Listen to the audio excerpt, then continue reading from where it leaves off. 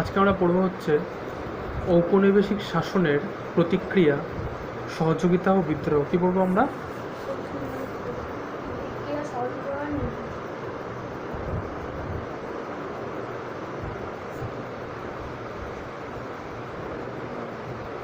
ঔপনিবেশিক শাসনের প্রতিক্রিয়া,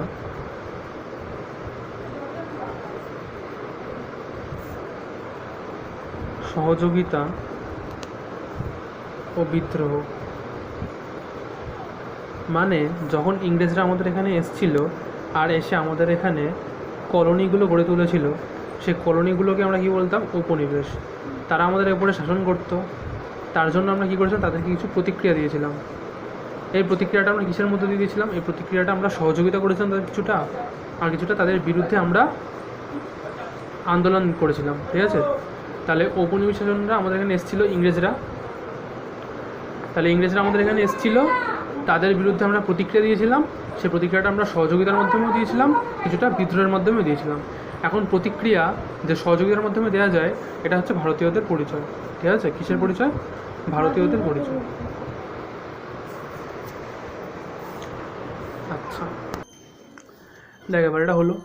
এবার এখানে কি এসছে? বাংলা সমাজ সংস্কারকগণ। ঠিক আছে? তো তাহলে এই চ্যাপ্টারটা আমরা প্রথমে কী বলবো? এখানে পড়বো হচ্ছে প্রথমে কিছু সমাজ সংস্কারকগণ যারা এসছে তাদের কথা।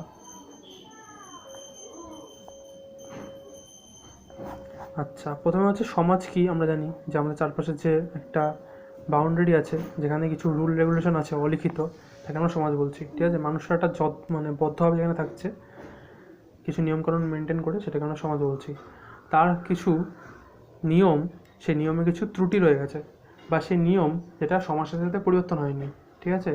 তাই এই অপরিবর্তিত নিয়ম পরবর্তীকালে সমাজে কিছু অত্যাচার আর অহিংসা জন্ম দিয়েছে। তার জন্য তাদের কী করতে হবে? তার জন্য সেই নিয়মগুলোকে আমাদেরকে সংস্কার করতে হবে। সংস্কার মানে সেই নিয়মগুলোকে পুরো মেরে ফেলা না, সংস্কার মানে যে সেই নিয়মগুলোকে চেঞ্জ করা, মানে পাল্টানো। ঠিক আছে? ধর একটা জামা ছিল, এখন আমি জামার বদলে গেঞ্জি ব্যবহার করবো না, আমি ওই জামাটাই লাল রঙের যেটা ছিল সেটা আমি হলুদ রঙ করে দিয়েছি। ঠিক আছে? বোঝা গেল এটা? তাহলে এটা হলো সংস্কার করা। তো প্রথমে সংস্কার করতে এসছে কে? রাজা রামমোহন রায়। আর আর আর ঠিক আছে? কে এসছে প্রথমে? রাজা রামমোহন রায়। রাজা রামমোহন কত সালে এসেছে? 1772 থেকে 1833 খ্রিস্টাব্দ। তা তিনি কী করেছেন? তিনি প্রথমে হচ্ছে আত্মীয় সভা তৈরি করেছে। কত সালে? 1815-তে। আর 1828-এ তৈরি করেছেন তিনি ব্রাহ্মসভা। কী তৈরি করেছেন? ব্রাহ্মসভা। যেটা পরে তৈরি হয়েছে কি, যেখান থেকে পরবর্তীকালে 1830-এর দিকে এখানে তৈরি হয়েছে ব্রাহ্ম সমাজ। কিন্তু উনি বেশি দিন এটা দেখে যেতে পারেননি, কেন? তার কিছুদিন পরে মরে গেছিলেন। ঠিক আছে?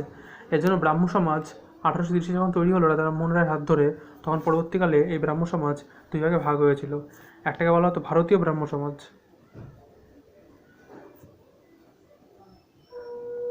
ঠিক আছে, আরেকটাকে বলা হতো আদি ব্রাহ্ম সমাজ। এই ভারতীয় ব্রাহ্ম সমাজ এটাকে তৈরি করেছিল কেশবচন্দ্র সেন। ঠিক আছে? তো কেশবচন্দ্র সেনের উপাধি হচ্ছে ব্রহ্মানন্দ। তিনি এটা তৈরি করলেন 1866 খ্রিস্টাব্দে। আর আদি ব্রাহ্ম সমাজ তৈরি করলেন হচ্ছে দেবেন্দ্রনাথ ঠাকুর 1866 খ্রিস্টাব্দে। একই সাথে তৈরি করলেন দেবেন্দ্রনাথ ঠাকুর। এগুলো কোনো নতুন তৈরি হয়নি, এগুলো এই ব্রাহ্ম সভা থেকে ব্রাহ্ম সমাজ, এই ব্রাহ্ম সমাজ থেকেই এসছে কি এই আদি ব্রাহ্ম সমাজ আর হচ্ছে ভারতীয় ব্রাহ্ম সমাজ। এই ভারতীয় ব্রাহ্ম সমাজ তৈরি করেছে কে? কেশবচন্দ্র সেন। আর আদি ব্রাহ্ম সমাজ তৈরি করেছে কে? দেবেন্দ্রনাথ ঠাকুর। এটুকুনি ক্লিয়ার হলো? পরবর্তীকালে এই কেশবচন্দ্র সেন যখন মরে গেল, তখন কি হলো? কেশবচন্দ্র সেনের এই ব্রাহ্ম সমাজের মধ্যে, তার মরে যাওয়ার আগেই কিছু লোক আছে সেই সমাজের সাথে যুক্ত যারা হয়েছিলেন, তাদের মধ্যে কিছু বিরুদ্ধে তৈরি হলো, মানে কেশবচন্দ্র সেনের বিরুদ্ধে। ঠিক আছে? কিছু লোক বললো যে কেশবচন্দ্র সেনের যে নীতিগুলো নিয়ে সমাজটাকে চালাচ্ছে, যে নিয়ম নিয়ে, সেই নিয়মের মধ্যে কিছু ভুল রয়ে গেছে। এত ডিটেল এখানে আলোচনা নেই। সেটা হচ্ছে যে তিনি যে নারী স্বাধীনতার কথা, তিনি যে পৌত্তলিকতার কথা, মূর্তি পূজার কথা, এগুলো নিয়ে অনেক সময় বিরোধ দেখা দিয়েছে। তো সেই বিরোধের জন্য ব্রাহ্ম সমাজের ভেতরেই আন্দোলন সৃষ্টি হয়েছে। এজন্য ওই যারা এই আন্দোলনগুলো করেছে তারা একটা আলাদা ফর্ম করেছে, আর যারা ওই আগের সাথেই মেনে নিয়েছিল তারা সেখানেই রয়ে গেছে। পরবর্তীকালে ভারতীয় ব্রাহ্ম সমাজ দুভাগে ভাগ হয়েছে। একটার নাম হয়েছে নববিধান ব্রাহ্ম সমাজ,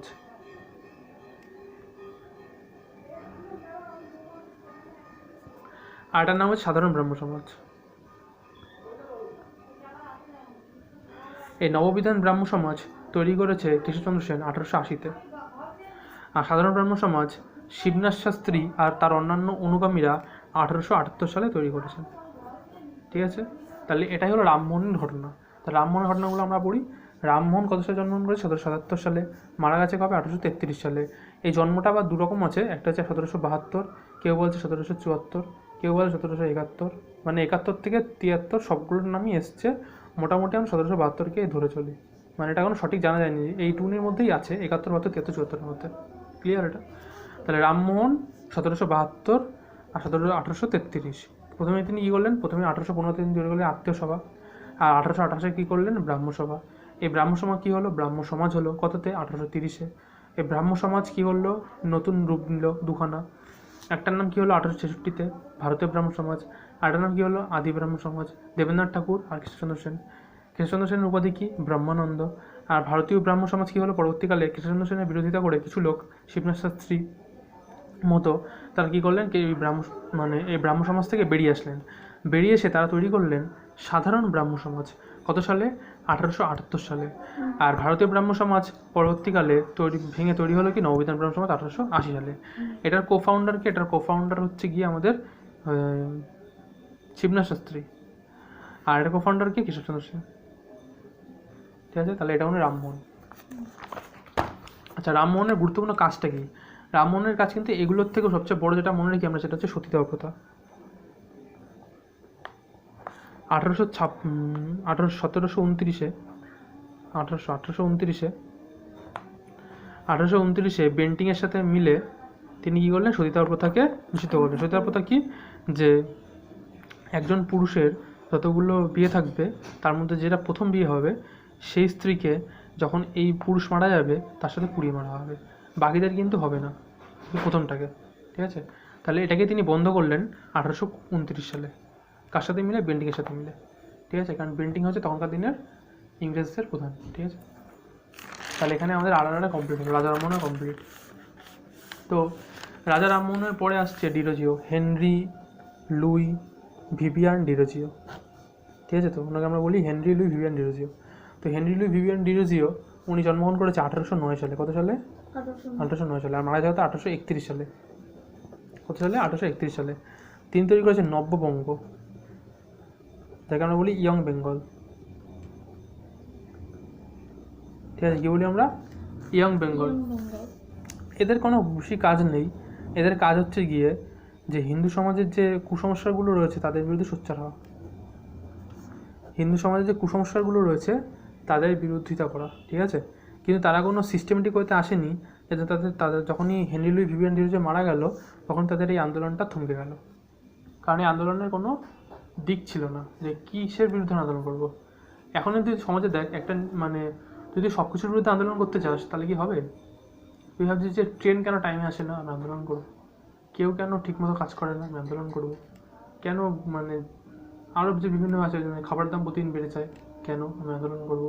এরকম যে আরও অনেক ইস্যু রয়েছে প্রত্যেক দিনের। ঠিক আছে, তো রানাঘাটে কেন একটা ভালো একটা কী বলেন সে নতুন তৈরি হয়েছে, বিভিন্ন বিষয়। তো একটা মানুষ একটা বিষয় নিয়ে আন্দোলন করে একসাথে, নাকি অনেকগুলো বিষয় নিয়ে আন্দোলন করে? অনেকগুলো বিষয় নিয়ে একসাথে আন্দোলন করতে পারে না, একটা বিষয় নিয়ে আন্দোলন করে, সেটা যখন কমপ্লিট হয় তখন একটা বিষয় নিয়ে আন্দোলন করে। তো এখানে এটা কী করেছে? এটা ঠিক করে নিয়ে কী নিয়ে আন্দোলন করবো। এখন আন্দোলন করার জন্য আগে তো সমাজের ভুলগুলো খুঁজে বার করতে হবে, তারপরে সেই ভুলগুলোকে দেখাতে হবে যে এগুলো হলো ভুল। কিন্তু ওরা কোনো সঠিকভাবে ভুলও দেখাচ্ছে না, কিছু দেখাচ্ছে না, আন্দোলন করছে। ঠিক আছে, এর জন্য যখন ওদের স্যার মরে গেল তখন ওদের স্টুডেন্টরা আন্দোলন করতে পারলো না। ঠিক আছে, তো এবার আসছে পণ্ডিত ঈশ্বরচন্দ্র বিদ্যাসাগর। ঠিক আছে, কে এসছে? পণ্ডিত ঈশ্বরচন্দ্র বিদ্যাসাগর। পণ্ডিত ঈশ্বরচন্দ্র বিদ্যাসাগর এসছে 1828 সালে, আর মারা গেছে হচ্ছে 1891 সালে। 1820 সালে আর 1891 সালে। ঠিক আছে, জন্ম আর মৃত্যু। তার গুরুত্বপূর্ণ কাজ কি? তার গুরুত্বপূর্ণ কাজ হচ্ছে যে 1856 সালে ডালহৌসির সাথে মিলে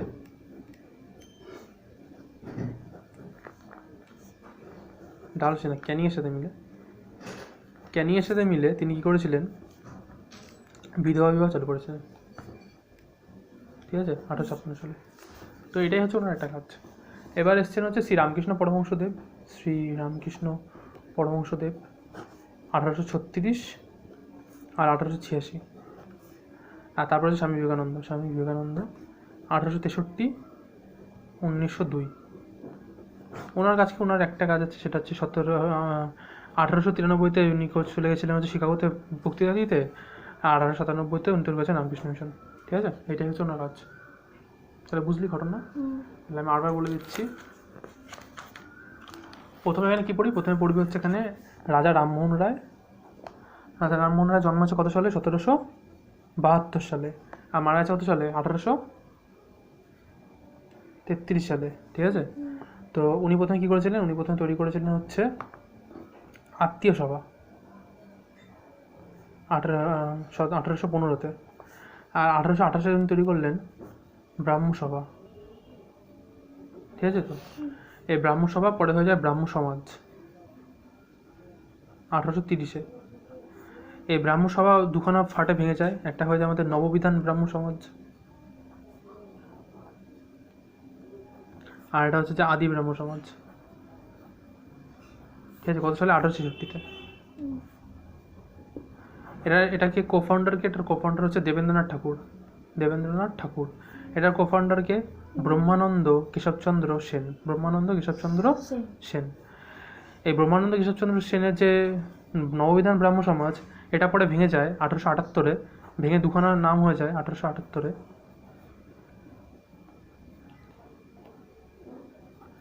একটার নাম হচ্ছে গিয়ে শিবনাথ শাস্ত্রী আর বাকি বিভিন্ন লোকেরা মিলে করেছে, আর এটা হচ্ছে এই ব্রহ্মানন্দ কেশবচন্দ্র সেন মিলে করেছে।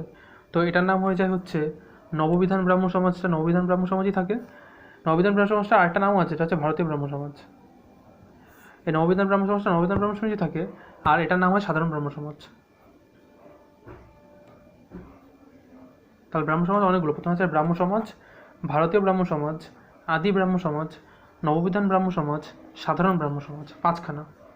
তাহলে প্রথমে ব্রাহ্ম সমাজ তৈরি হয়েছে 1830-এ, রামমোহন। 1866-তে দুখানা ভাগ হয়ে গেছে, একটা নাম হচ্ছে ভারতীয় ব্রাহ্ম সমাজ, একটা নাম হচ্ছে আদি ব্রাহ্ম সমাজ। ভারতীয় ব্রাহ্ম সমাজটাকে তৈরি করেছেন কে?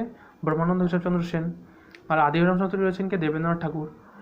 এই ভারতীয় ব্রাহ্ম সমাজ দুভাগে ভাগ হয়ে গেছে, একটা নাম হচ্ছে নববিধান ব্রাহ্ম সমাজ 1878, একটা নাম হয়েছে কি সাধারণ ব্রাহ্ম সমাজ, শিবনাথ শাস্ত্রী আর অন্যরা। ঠিক আছে, তো রামমোহনের ঘটনা এইটুকুনির মধ্যেই কমপ্লিট। আর রামমোহনের যেটা মেন ঘটনা, সেটা হচ্ছে 1829-এ বেন্টিংয়ের সাথে মিলে কি করেছেন উনি? সতীদাহ প্রথা নিষিদ্ধ। আচ্ছা, এবার আসছে হেনরি লুই ভিভিয়ান ডিরোজিও। 1809 থেকে 1831। তো ওনার মূল কাজ কী ছিল? ওনার মূল কাজ ছিল হচ্ছে হিন্দু ধর্ম সংস্কার। হিন্দু ধর্মের যে ত্রুটিগুলো ছিল, যে কুসংস্কারগুলো ছিল, তাদের বিরুদ্ধে সোচ্চার হওয়া। ঠিক আছে, তো উনি একটা নতুন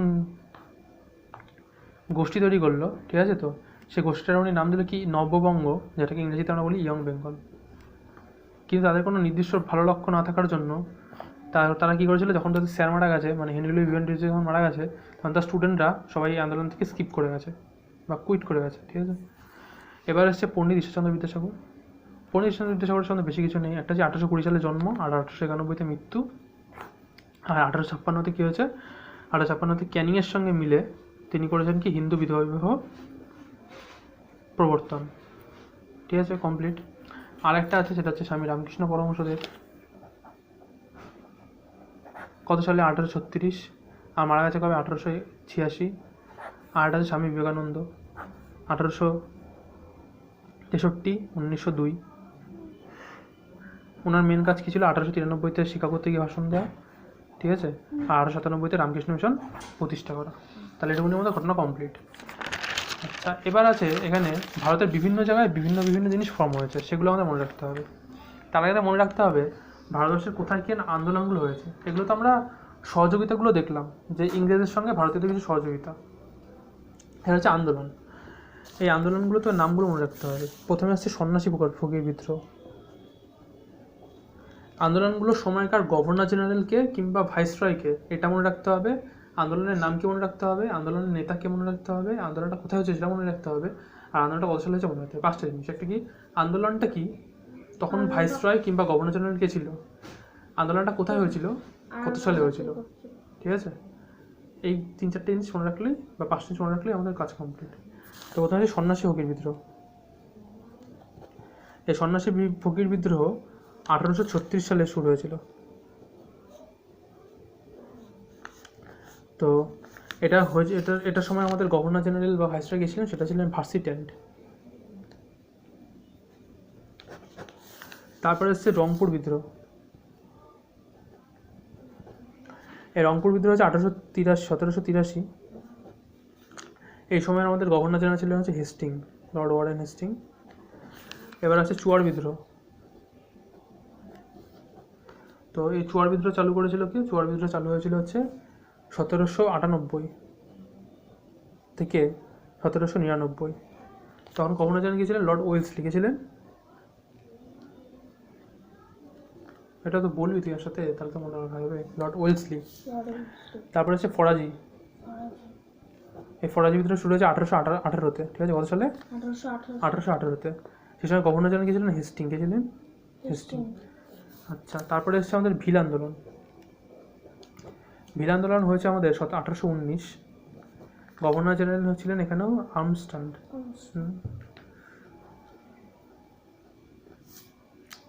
এবার হচ্ছে পাগলপন্থী বিদ্রোহ। পরে আমরা বিদ্রোহগুলো সম্বন্ধে পড়বো, আগে আমরা বিদ্রোহগুলোর সাল আর ডেট আর গভর্নরটা দেখে নেই। পাগলপন্থী বিদ্রোহ। পাগলপন্থী বিদ্রোহ শুরু হয়েছে 1825, ঠিক আছে। এই সময় গভর্নর জেনারেল ছিলেন হচ্ছে আর্মস্ট্রং। তারপরে এসছে আমাদের কোল বিদ্রোহ। কোল বিদ্রোহের সময় 1831, 1832।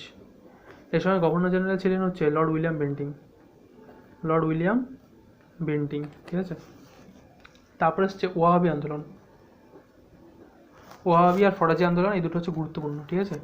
ওয়াহাবি আন্দোলন স্টার্ট হয়েছে 1831-এ। এই বিদ্রোহের সময় আমাদের গভর্নর জেনারেল ছিলেন হচ্ছে বেন্টিং। আচ্ছা, তারপরে হচ্ছে সাঁওতাল বিদ্রোহ। বলছে কোনগুলো ইম্পর্টেন্ট আছে এখানে। সাঁওতাল বিদ্রোহ হচ্ছে 1855-56। এই সময় গভর্নর জেনারেল ছিল হচ্ছে বেন্টিং। এই সময় বেন্টিং নেই, ডালহৌসি ছিল। আচ্ছা, ডালহৌসি। ডালহৌসির একটা বল, গুরুত্বপূর্ণ বল।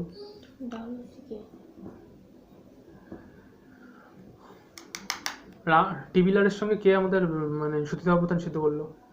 রাজা রামমোহন রায়। কার সাথে? টিবিলারের সাথে। টিবিলারই তো রাজা রামমোহন রায়।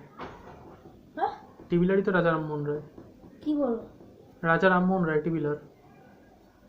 টিবিলারের সাথে আর কে ছিল? বেন্টিং। Bentinck Bentinck. এরকম মেমোরি। এবার আছে নীল বিদ্রোহ। নীল বিদ্রোহ চালু হয়েছে কত সালে? 1859 সালে। আর 1860-এ শেষ হয়েছে। আর ভাইসরয় ছিল হচ্ছে ক্যানিং, ঠিক আছে। তারপর হচ্ছে পাবনা বিদ্রোহ। পাবনা বিদ্রোহ স্টার্ট হয়েছে 1870 সালে। আচ্ছা, এটার গভর্নর জেনারেল হচ্ছে লর্ড মেয়ো, কে? Lord Mayo.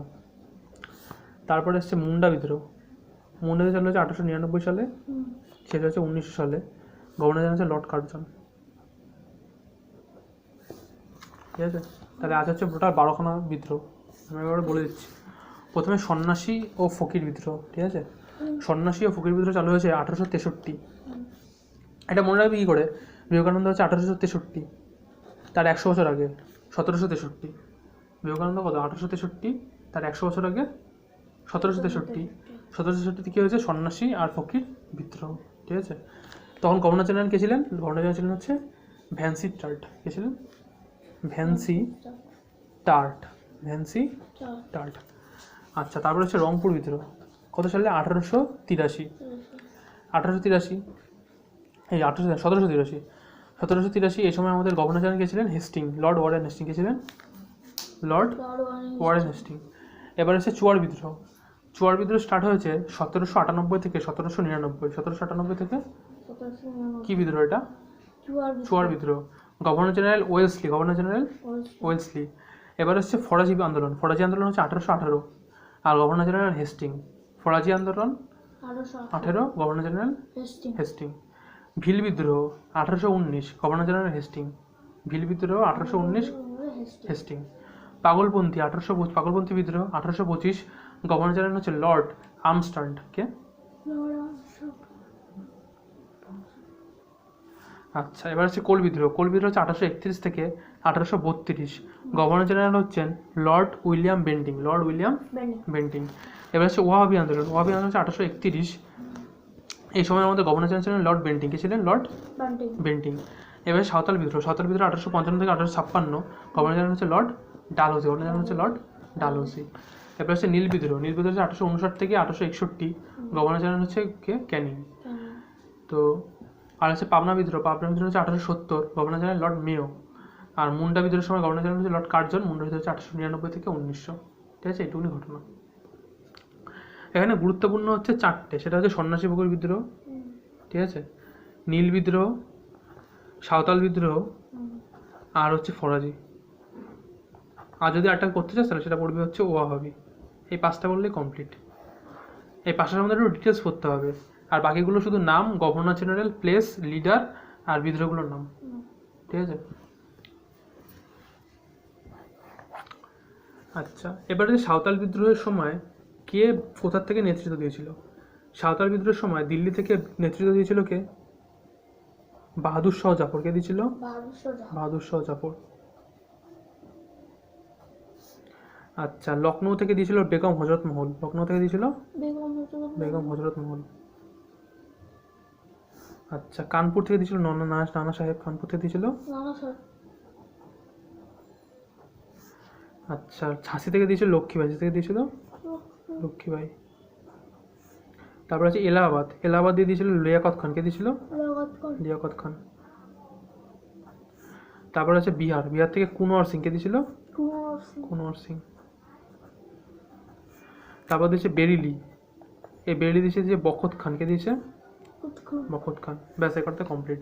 দিল্লি থেকে বাহাদুর শাহ জাফর, লখনৌ থেকে বেগম হজরত মহল, কানপুর থেকে নানা সাহেব, ঝাঁসি থেকে লক্ষ্মীবাই, এলাহাবাদ থেকে লিয়াকত খান, বিহার থেকে কুনওয়ার সিং, আর বেরিলি থেকে বখত খান। ঠিক আছে, 1 2 3 4 5 6 7খানা। ঠিক আছে, বোঝা গেল? আচ্ছা, আর এখান থেকে কী করতে হবে আরেকটুখানি, সেটা হচ্ছে যে এখান থেকে কতগুলো তোকে ডেট মনে রাখতে হবে। সেটা হচ্ছে গিয়ে আগে তো হচ্ছে কতগুলো তোর ব্যক্তিত্ব শোনা হচ্ছে, ব্যক্তিত্বগুলো দেখ।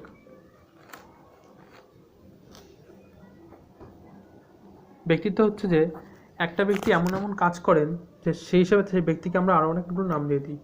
যেমন কাঙাল হরিনাথ আমরা কাকে বলেছি? হরিনাথ মজুমদারকে। কাকে বলেছি? হরিনাথ মজুমদারকে আমরা বলেছি কি? কাঙাল হরিনাথ। ভারতের প্রথম আধুনিক মানুষ রাজা রামমোহন রায়কে আমরা একগুচ্ছ তকমা লাগিয়েছি। কেন বল, চিন্তা কর একটুখানি। রাজা রামমোহন রায় কখন এসছে? একগুচ্ছ তকমা মানে তার বিরুদ্ধে তার বিরুদ্ধে না, তার পক্ষে আমরা একাধিক পরিমাণে ভালো কথা বলেছি। সেগুলো কি ভালো কথা? ভারতের প্রথম আধুনিক মানুষ, এগুলো আমরা উপাধি হিসেবে ব্যবহার করি। ভারতের প্রথম আধুনিক মানুষকে? রাজা রামমোহন রায়। আধুনিক ভারতের জনককে? রাজা রামমোহন রায়। ভারতের জাতীয়তাবাদের অগ্রদূতকে? রাজা রামমোহন রায়। ভারতের নবজাগরণের অগ্রদূতকে? রাজা রামমোহন রায়। ভারত পথিককে? রাজা রামমোহন রায়।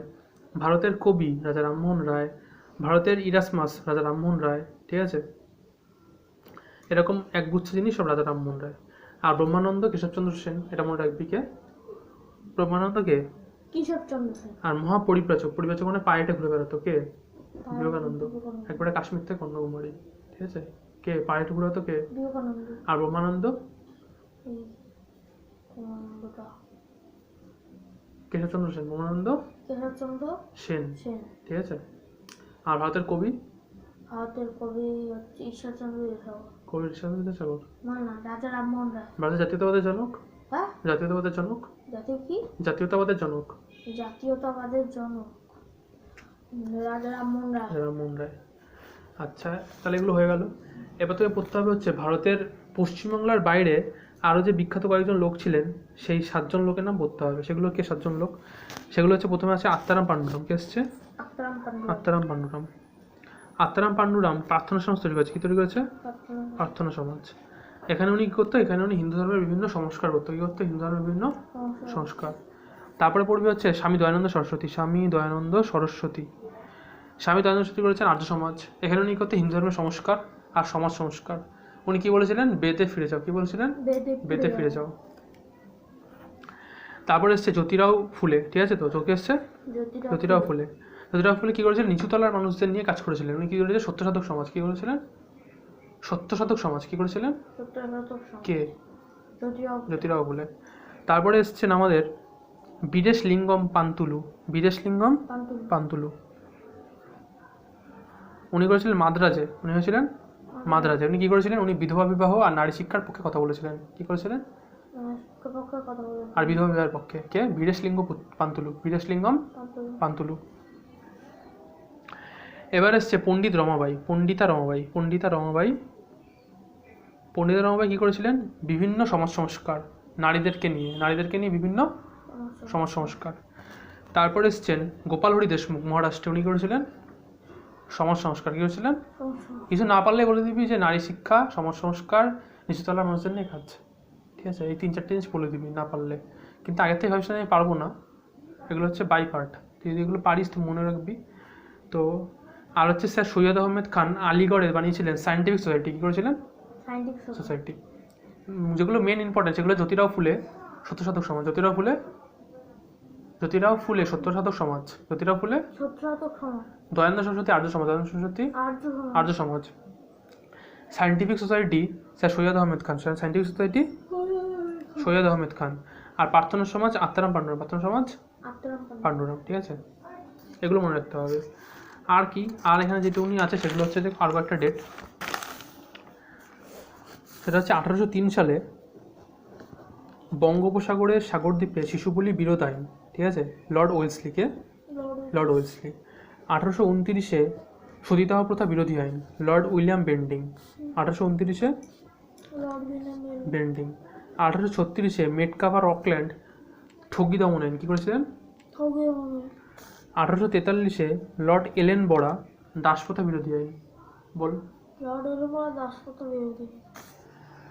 1844-এ লর্ড হার্ডিঞ্জ নরবলি প্রথা বিরুদ্ধ আইন। বল। 1800 কত সালে? 44-এ। 1856 লর্ড ক্যানিং বিধবা বিবাহ আইন। কি করেছে? বিধবা বিবাহ আইন। 1860 লর্ড ক্যানিং বাল্য বিবাহ বিরুদ্ধ আইন। 1870 লর্ড মেও কন্যা শিশু হত্যা নিবারণ আইন। ঠিক আছে, তাহলে 1803 লর্ড ওয়েলসলি বঙ্গোপসাগরের সাগরদ্বীপে শিশুবলি বিরোধী আইন। বল, রিপিট কর। 1803-এ লর্ড ওয়েলসলি বঙ্গোপসাগরে কন্যা শিশু বন্ধ করেছিল। ঠিক আছে তো। 1829 লর্ড উইলিয়াম বেন্টিং। 1829 সতীদাহ প্রথা আইন। সতীদাহ প্রথা মানে বিরোধী আইন। সতীদাহ প্রথা বিরোধী আইন। ঠিক আছে। 1836 লর্ড মেটকাফ আর অকল্যান্ড। লর্ড মেটকাফ অকল্যান্ড কি করেছিলেন? ঠগি দমন আইন। কি করেছিলেন? আচ্ছা। তারপর হচ্ছে লর্ড এলেন বড়া 1843। এলেন বড়া কি করেছে 1843-এ? নরবলি প্রথা বন্ধ করেন। দাসপ্রথা বন্ধ করেছে। কি করেছিলেন? দাসপ্রথা বন্ধ করেছে। আর নরবলি প্রথা বন্ধ করেছেন কে? Lord Hardinge. কত সালে? 1844। ঠিক আছে। 1843-এ হয়েছে কি? 1843-এ হচ্ছে দাসপ্রথা বন্ধ। আর 1844-এ হয়েছে কি? নরবলি প্রথা বন্ধ। 43-এ কি হয়েছে? দাসপ্রথা। আর 44-এ নরবলি প্রথা। ঠিক আছে। আচ্ছা, 1870-এ কি হয়েছে? কন্যা শিশু হত্যা নিবারণ। 1870-এ কে করেছে? লর্ড মেও। ঠিক আছে, ব্যাস এইটুকুনি এখানে আছে, মোটামুটি কমপ্লিট। ঠিক আছে। আর এখানে কটা মনে রাখবি, সেটা হচ্ছে যে নব্য বেদান্ত কে লিখেছিল? নব্য বেদান্ত সেটা হচ্ছে স্বামী বিবেকানন্দ। ঠিক আছে। আর যতমত ততমত কে বলেছিলেন? স্বামী রামকৃষ্ণ পরমহংসদেব। কে বলেছিলেন? পরমহংসদেব। ঠিক আছে। আর এখানে 3খানা কথা আছে, সেটা হচ্ছে বিদ্রোহ মানে কি? বিদ্রোহ মানে হচ্ছে যে প্রচলিত যে ব্যবস্থা আছে তার বিরুদ্ধে আমরা দাঁড়াচ্ছি, এটাকে আমরা বলছি বিদ্রোহ। ঠিক আছে। আর প্রচলিত ব্যবস্থার বিরুদ্ধে যদি কোনো মানুষরা জমায়েত হয় তাকে আমরা বলি হচ্ছে অভ্যুত্থান। ঠিক আছে তো। আর কোনো কিছু প্রচলিত জিনিস ছিল সেটা দ্রুত পাল্টে গেল, এটাকে আমরা বলছি বিপ্লব। তাহলে বিদ্রোহ কি? বিদ্রোহ হচ্ছে যে কোনো প্রচলিত জিনিস আছে তুই তাকে অমান্য করছিস, সেটাকে বলছি তুই বিদ্রোহ করছি। ঠিক আছে। আর অভ্যুত্থান কি? অনেক মানুষকে তুই জমায়েত করে দিয়েছিস, এটা হচ্ছে অভ্যুত্থান। আর বিপ্লব কি? বিপ্লব হচ্ছে বিপুল পরিবর্তন। আগে মানুষ হেঁটে হেঁটে যেত, এখন ট্রেনে করে যায়, বিপুল পরিবর্তন। আগে মানুষ হেঁটে হেঁটে যেত, এখন মানুষ প্লেনে যায়, বিপুল পরিবর্তন। ঠিক আছে, বোঝা গেল এটা? তা তোকে যদি বলে যে এই সময় কিছু মূল কথা হলো, তখন তুই কী কথাগুলো বলবি? তাহলে এটা এখানে ক্লোজ হলো।